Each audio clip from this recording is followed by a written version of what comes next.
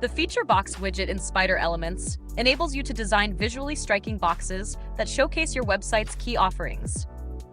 These boxes typically integrate icons, text, and compelling calls to action, CTAs, to capture user attention and clearly convey your value proposition.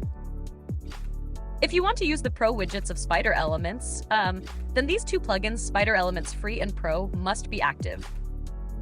Locate the Feature Box widget in the Spider Elements category and drag it to your desired section.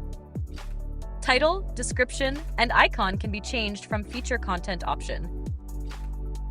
Go to Feature Box from Style option. After that, click on Classic from Background type.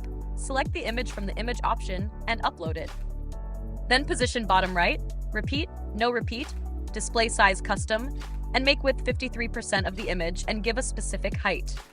Padding 224, right 50, bottom 144, left 50. Then give a specific color. You can easily customize the title color and adjust the font size from the Contents option. You can easily customize the icon by adjusting its color and size from the Icon option. Additionally, you have the flexibility to change the background color to match your design preferences. If you click on Saved Template from Content type, you can see many templates.